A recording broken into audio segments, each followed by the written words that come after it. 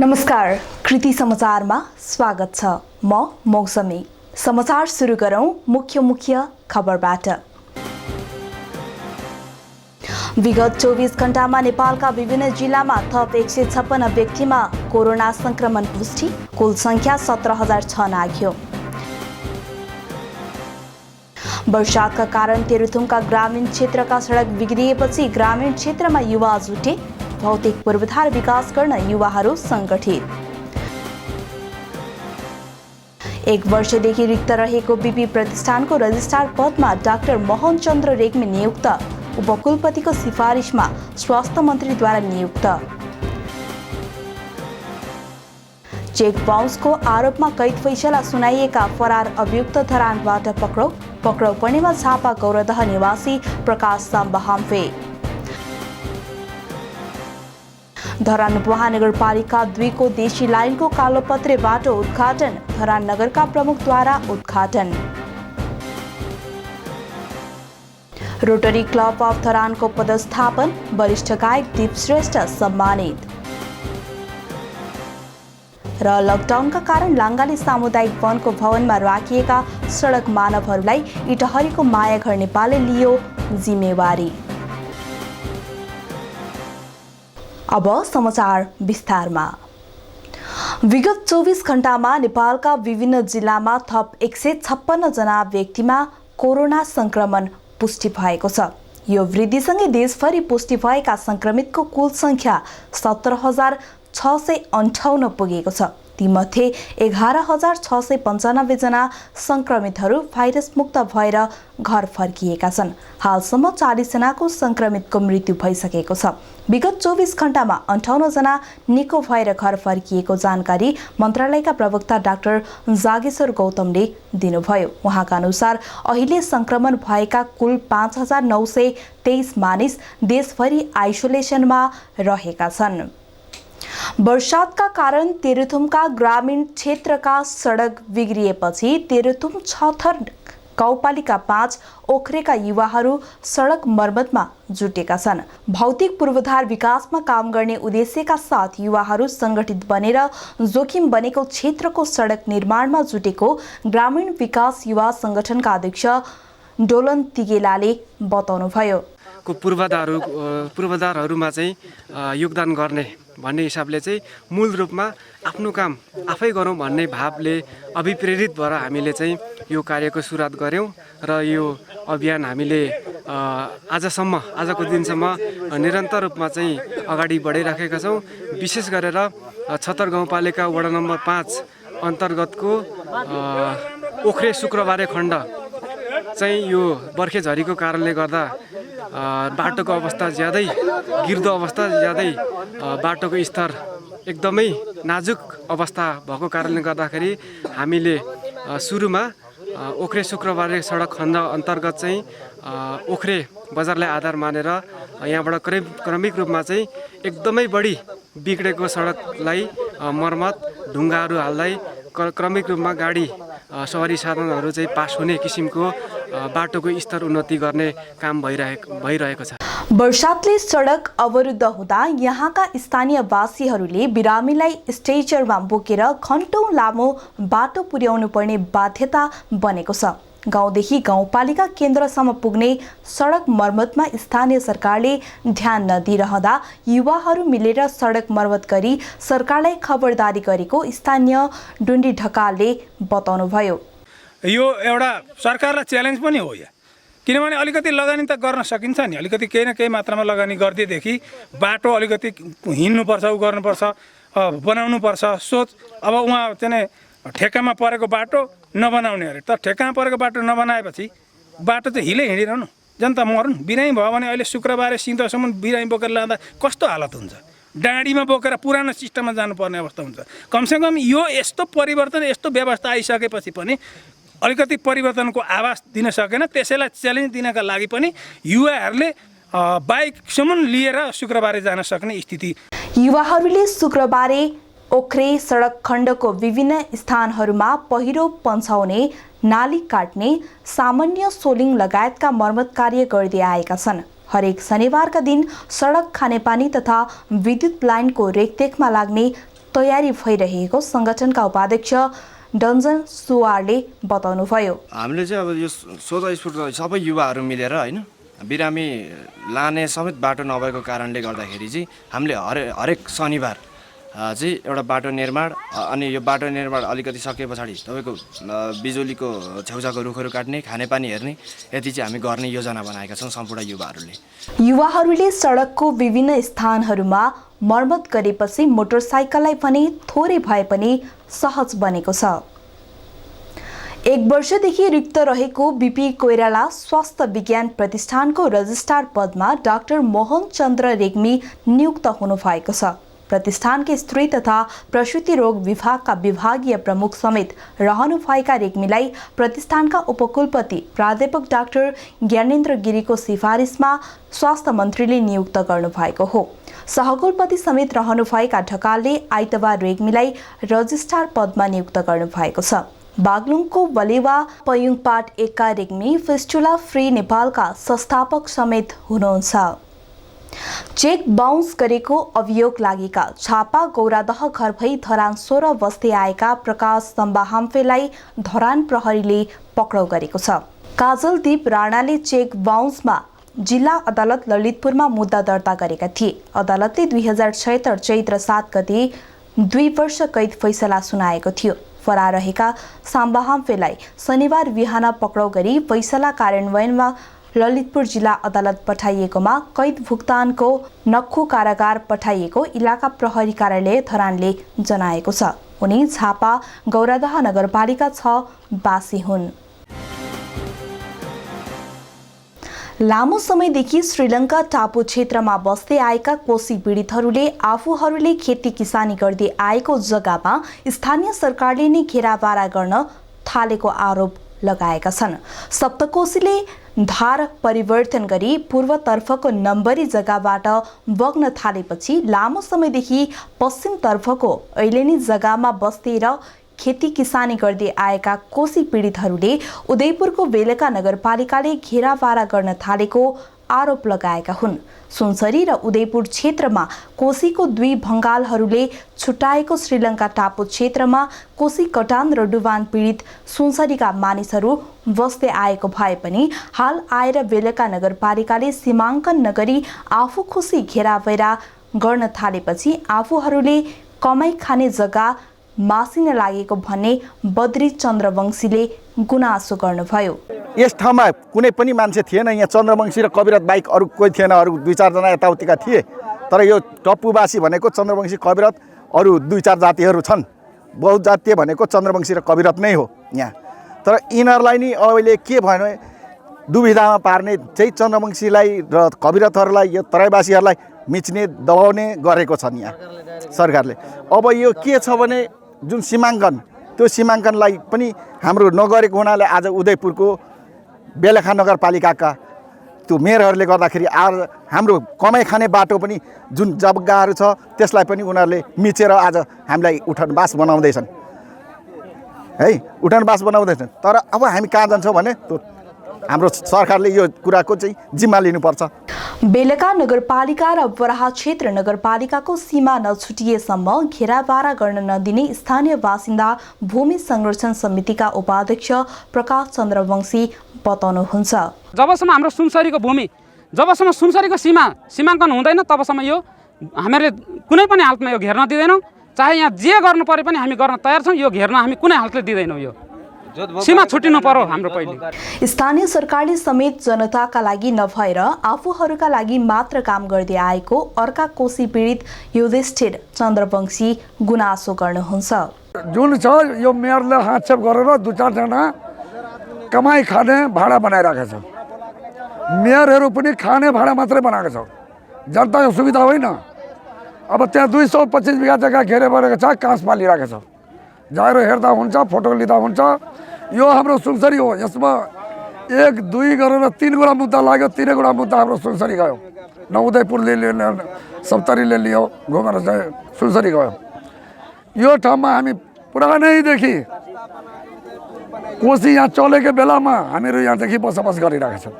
श्रीलङ्का टापु क्षेत्रमा बसोबास गर्नेहरू प्राय सबै सुनसरीको बराहा क्षेत्र 6 र 9 नम्बर वडामा मतदाताहरू रहेका छन्। बराहा क्षेत्र नगरपालिकाको चतरामा मोटरसाइकल दुर्घटना हुँदा 2 जना घाइते भएका छन्। चतरा रामपुर सडक खण्डको पिपल डाँडामा शनिबार साँझ करिब 6 बजे रोकिराखेको टेम्पोलाई मोटरसाइकलले ठक्कर दिएको हो। दुर्घटनामा रामधुनी नगरपालिका 3 का मोटरसाइकल चालक 19 वर्षीय प्रशान्त चौधरी र सवार 20 वर्षीय सरोज राई घाइते बनेका छन्। उनीहरूको स्थानीय अस्पतालमा उपचारपछि बीपी पठाइएको थियो। इलाका प्रहरी कार्यालय चतराका प्रहरी नायब निरीक्षक भीम धमलाले स्थानीय सुरेश राईको कोड 2062 नम्बरको टेम्पोलाई प्रदेश 1102041 प 8480 नम्बरको बाइकले ठक्कर दिएको थियो। धरान उपमहानगरपालिका 2 को देशी लाइनको कालोपत्रे बाटो आज उद्घाटन गरिएको छ। धरान उपमहानगरपालिकाका नगर प्रमुख तिलक राई र उपप्रमुख मन्जु भण्डारी सुवेदीले रिबन काटेर संयुक्त रूपमा उद्घाटन गर्नुभयो। नगरको विकासमा यस बाटोले रिङ रोड बनाउन महत्त्व राखेको कुरा मेयर तिलक राईले बताउनुभयो। घर जग्गा धनीले आफै जग्गा छाड्ने र आफै घर भत्काएर बनाउने उदाहरणीय कामको सिको अरूले पनि गर्नुपर्ने मेयर राईले बताउनुभयो। भानुचोक दक्षिण र उत्तरको बाटो जो कोशी राजमार्ग तत्कालीन अहिले मदन भण्डारी हाइवे को रूपमा चाहिँ प्रस्तावित छ, निर्णय भएको छ। यो बाटोलाई पनि अब हामी त भनिरहेको छौँ 205 फुट होइन, यसलाई सहरी सडकको रूपमा चाहिँ यसलाई चाहिँ स्थापित गरेर यसलाई बाइपासको रूपमा लानुपर्छ र यो घरहरू आफै त्यहाँका अग्रजहरू घर धनीहरू यो देशी लाइनको जस्तै आफै अगाडि सरेर त्यो घरहरू भत्काएर फराकिलो चौडा सडक बन्नुपर्छ भन्ने कुरामा यहाँको कामले त्यहाँ पनि प्रेरणा मिल्नेछ भन्ने विश्वास लिएको छु। वास्तवमा राम्रो कामको अनुसरण हामी सबैले गर्नुपर्छ। 1,35,45,079 रुपैयाँको लागतमा नगर गौरवको आयोजना अन्तर्गत निर्माण सम्पन्न भएको हो। 2076 भदौ 17 गते सम्झौता भएको बाटो 2077 असार 25 गते नै निर्माण सम्पन्न भएको हो। धरानको नयाँ बजार र पुरानो बजारलाई जोड्ने धेरै पुरानो र महत्त्वपूर्ण मार्ग हो। विगतमा करिब 40 फुटको बाटोलाई आफ्नो घर भत्काएर मापदण्ड अनुसार 50 फिटको बनाउन स्थानीय उपभोक्ताहरूले तत्परता देखाएर उदाहरणीय काम गरेका थिए। साँघुरो बाटोलाई फराकिलो बनाउन सहयोग गर्ने सबैलाई 2 नम्बर वडाका वडाध्यक्ष माधव गोविन्द श्रेष्ठले धन्यवाद ज्ञापन गर्नुभयो। वडाको बाटो र विकासका लागि आफूहरू सबै वडावासीसँग सहकार्य गर्दै काम गर्ने श्रेष्ठले प्रतिबद्धता गर्नुभयो। वडावासी जो यहाँ घरहरू परेको छ, आफ्नो घर भत्काएर घर जमिन दिएर घर भत्काएर आफ्नो पुनर्निर्माण गरेर जुन वडावासीले घर धनीहरूले र व्यापारीहरूले पनि जुन सहयोग गर्नुभएको छ सबभन्दा बेसी चाहिँ उहाँहरूलाई म हार्दिक धन्यवाद ज्ञापन गर्न चाहन्छु। पानी, टेलिफोन र बिजुलीका तारहरूले बाटा क्रस गर्न नपर्ने गरी दुवैतर्फ व्यवस्था गरिएको कुरा जानकारी गराउँदै बाटोलाई सधैँ सफा र सुरक्षित राख्न टोल विकास समिति लागिरहने टोल विकास संस्थाका अध्यक्ष सुधीर सिंह लिम्बुले बताउनुभयो। कार्यक्रममा बाटो निर्माणमा सहयोग गर्ने घर जग्गा धनीहरूलाई कदर पत्रले सम्मान गरिएको थियो। बाटो निर्माण गर्ने ग्रान्ड इन्फ्रास्ट्रक्चर नेपाल प्रालिका प्रतिनिधि विश्व लिङथेप, योजना महाशाखा प्रमुख इन्जिनियर सुरज श्रेष्ठ, वडा सदस्यहरू लगायत वडावासीहरूको बाक्लो उपस्थिति रहेको थियो। सशस्त्र प्रहरी बल नेपाल 1 नम्बर प्रदेश बराहा वाहिनी मुख्यालयले विपद सम्बन्धी अभ्यास सम्पन्न गरेको छ। विपद भएपरि आउने समस्या भएकाले यसको पूर्ण रोकथाम गर्न नसक्ने तर केही हदसम्म न्यूनीकरण पनि गर्न सकिने सशस्त्र प्रहरीले बताएको छ। बाढी, पहिरो, आगलागी, भुइँचालो जस्ता प्राकृतिक प्रकोपमा परेकालाई उद्धार गर्नेमा सशस्त्र प्रहरी पहिलो स्थानमा रहँदै आएकाले आवश्यक तालिम तथा विपद पूर्व तयारीका रूपमा यो अभ्यास आयोजना गरिएको हो। विपद पूर्व सूचना दिएर नआउने भएकाले विपदको समयमा खोज तथा उद्धार सम्बन्धी सरकारवाला तथा समुदायको क्षमता अभिवृद्धि गर्न आवश्यक रहेको आन्तरिक मामिला तथा कानुन मन्त्री हिक्मत कुमार कार्कीले जानकारी दिनुभयो। विगतमा नेपाल सरकारका तर्फबाट नेपाली सेना, नेपाल प्रहरी, सशस्त्र प्रहरी बल, रेडक्रस लगायतका संस्थाहरूले संस्थागत र विभागीय तयारी गर्थे भने पछिल्ला वर्षहरूमा प्रदेश सरकार र स्थानीय तहका सरकारले पनि आफ्नो मातहतमा विपद व्यवस्थापनका युनिट राखेर यी कार्यहरूलाई अघि बढाइरहेको छ र यसै सन्दर्भमा हामीले यो विपद जोसुकैलाई परे पनि हामी नेपालभित्र हामी नेपालीलाई पर्ने हो। अहिले विपदकै सन्दर्भमा चाहिँ विश्वव्यापी महामारीको रूपमा फैलिएको नोभल कोरोना भाइरससित हामी भिडिरहेका छौँ।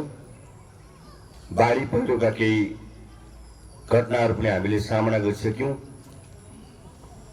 4-5 दर्जन जति नागरिक हामीले गुमाइसकेका छौँ यही यसपालिको बाढी पहिरोमा भने अरू यसका जोखिमहरू देखिरहेका छन् र वर्षाको समय अझै 1-2 महिना हुने भएको हुनाले यसका सम्पूर्ण तयारी गर्नुपर्ने छ र यस काममा सशस्त्र प्रहरी बलले आफूसित भएको जनशक्ति, आफूसित भएको साधन स्रोतलाई उच्चतम ढङ्गले प्रयोग गरेर सदैव तयारी अवस्थामा रहनेछ भन्ने जुन सन्देश आज पूर्वाह गरेको छ, म यसका निम्ति धन्यवाद र आभार व्यक्त गर्न चाहन्छु। विपद पूर्व सूचना दिएर नआउने भएकाले विपदको समयमा खोज तथा उद्धार सम्बन्धी सरकारवाला तथा समुदायको क्षमता अभिवृद्धि गर्न आवश्यक रहेको समेत सशस्त्र प्रहरी बराह वाहिनी मुख्यालय पकलीका सशस्त्र प्रहरी अतिरिक्त महानिरीक्षक नगेन्द्र बहादुर थापाले बताउनुभयो। शीतलहर तथा चिसोलाई मध्यनजर गरी प्रदेश नम्बर 1 अन्तर्गतका सशस्त्र प्रहरी बल नेपालका इकाइहरूले 72 स्थानमा आगो बाली ताप्ने व्यवस्था मिलाएको र 40 स्थानमा शीतलहर तथा चिसोबाट बच्ने सम्बन्धी जनचेतनामूलक कार्यक्रम सञ्चालन गरिएको थियो। गत आर्थिक वर्ष 2076-77मा नेपालमा नै पहिलोपटक यस बाहिनीमा 20 जना नफ्रीमा गोताखोर तालिम सञ्चालन गरी 3 सेट गोताखोर सामग्री सहित 6 जना गोताखोर तालिम प्राप्त सशस्त्र प्रहरीहरू यस बाहिनीबाट जुनसुकै बेलामा परिचालन गर्ने अवस्थामा राखिएको कुरा समेत यसै सन्दर्भमा उपस्थित सम्पूर्ण अतिथिज्यूहरूमा जानकारी गराउन चाहन्छु।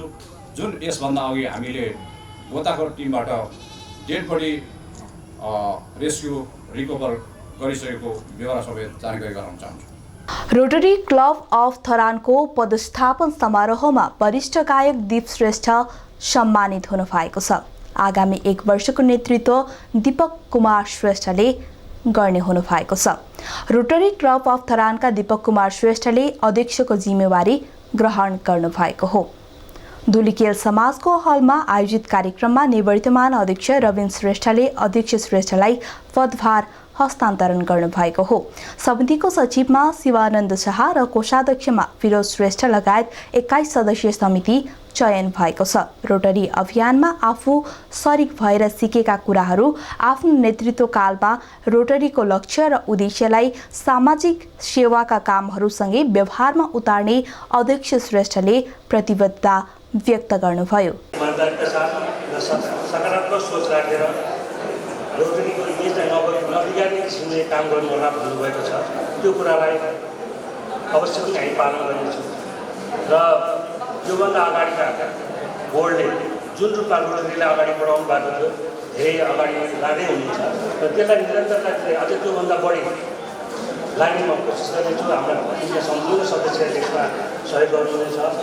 क्लबका निवर्तमान अध्यक्ष रविन श्रेष्ठले आफ्नो कार्यकालमा सहयोग गर्ने हात र साथलाई कृतज्ञता ज्ञापन गर्दै आफू अझ बढी सक्रियताका साथ रोटरी अभियानमा लाग्ने बताउनुभयो।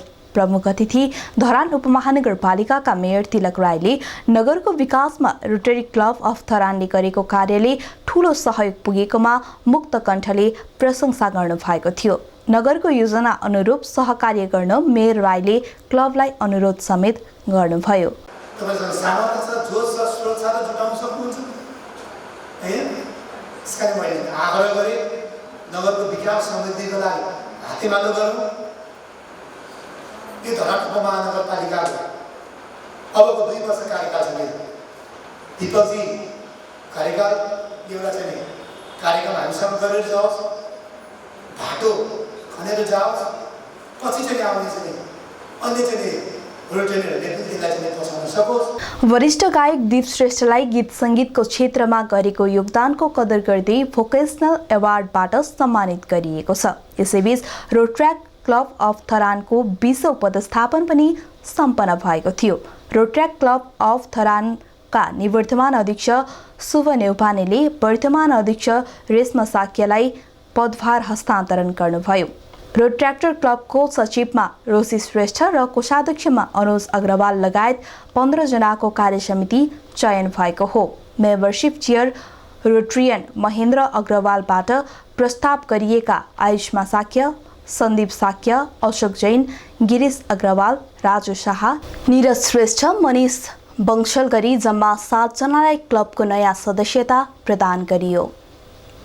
लकडाउनका कारण लाङ्गाली सामुदायिक वनको भवनमा राखिएका सडक मानवहरूलाई श्रावण 1 गतेदेखि मायाघरले जिम्मेवारी लिएको छ। कोरोनाको संक्रमण फैलने सँगसँगै लकडाउन लम्भिने डरले सामुदायिक वनमा राखिएको र यसको दीर्घकालीन व्यवस्थापनको लागि संस्थामध्ये उपमहानगरपालिकासँगको सहकार्य तथा बैठकबाट मायाघर नेपाललाई व्यवस्थापनको लागि 83 जना मानवहरूलाई 2077 श्रावण 1 गतेदेखि लागू हुने गरी सम्झौता भएको आइतबार सोही भवनमा पत्रकार सम्मेलन गर्दै मायाघर नेपालले जानकारी दिएको छ। थप व्यवस्थापनको कार्यमा स्थानीय निकायबाट विगतमा गरेको सहकार्यमा निरन्तरता दिनको लागि र धरान उपमहानगरपालिकालाई चाँडै नै सडक मानवरहित नगर निर्माण कार्यमा सहकार्यको लागि पत्रकार सम्मेलन मार्फत मायाघरकी अध्यक्ष राधिका दासीले अनुरोध गर्नु भएको छ।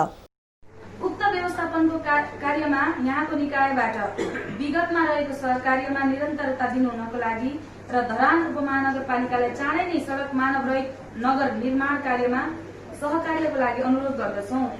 सहयोगी मन र दाताहरूबाटै सञ्चालन भएको मायाघरको स्थायी आम्दानी कुनै पनि प्रोजेक्ट नभएको र सहयोगी दाताबाट मात्र नै प्रमुख रूपमा चलेको मायाघरले साथै यस स्थानमा रहेको मायाघर नेपाल सेवा स्थलमा धरान निवासी दानदाता, सङ्घ संस्था तथा स्थानीय राजनैतिक दल, सामाजिक संस्थाहरूलाई सहयोग तथा सहकार्यको लागि हार्दिक अनुरोध पनि गर्दछौँ। सहयोगी मन र दाताहरूबाट नै प्रमुख रूपमा चलेको मायाघरको स्थायी आम्दानी र कुनै प्रोजेक्ट नभएकोमा धरान निवासी दानदाता, सङ्घ संस्था तथा स्थानीय राजनीतिक दल, सामाजिक संस्थानहरूलाई सहयोग तथा सहकार्यको लागि संस्थाकी सचिव सुभद्रा प्याकुरेलले आग्रह गर्नुभएको छ। यसअघि लाङ्गाली सामुदायिक वन र सडक मानव व्यवस्थापनले संरक्षण गर्दै 153 जना सडक मानवहरूलाई व्यवस्थापन गर्दै आएको थियो।